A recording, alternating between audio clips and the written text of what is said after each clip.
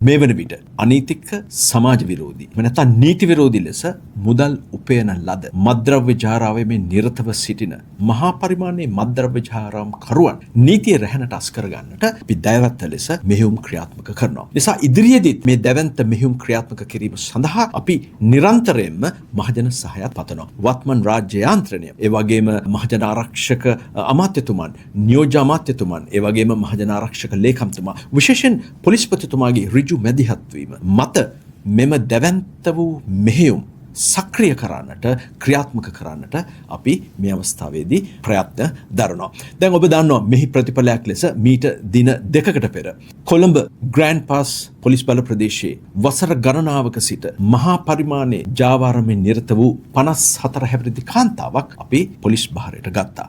මෙය කොළඹ පොලිස් බල ප්‍රදේශයේ මහා පරිමාණයෙන් ජාවාරම සිදු කරපු තැනැත්තියක්. ඇය සතු නීති විරෝධී අනීතික ලෙස උපයාගත් වත්කම් අක්‍රිය කරන්නට එහෙම නැත්නම් తాවකාලික අත්හිටුවන්නට ශ්‍රී ලංකා පොලිසිය මේ වන විට ක්‍රියාත්මක කරලා තිනවා. විශේෂයෙන් මෙය දින දෙකකට පෙර එහෙම නැත්නම් 13 වෙනිදා අපි අත්අඩංගුවට අරගෙන කොළඹ කොටු අධිකරණයට ඉදිරිපත් කරන්නට කටයුතු කළා. ඇය 2026 අගෝස්තු 17 දක්වා රිමාන්ඩ් භාරයට පත් කළා. සැකකාරිය සතු කෝටි 8කට අධික දේපල රජය සතු කර ගැනීම සඳහා අපි මූලික ප්‍රවේශයක් ආරම්භ කළා. ඒ වගේම මෙම කාන්තාව සතු වෙනත් පොලිස් බල ප්‍රදේශවල සතු දේපල අයුතු වත්කම් සියල්ල පිළිබඳ මේ වන විට තොරතුරු ලැබෙමින් පවතිනවා. ඒ නිසා මේ පිළිබඳවත් අපි මහජනතාවට අපි ස්තුතිය ප්‍රකාශ කළ යුතුයි.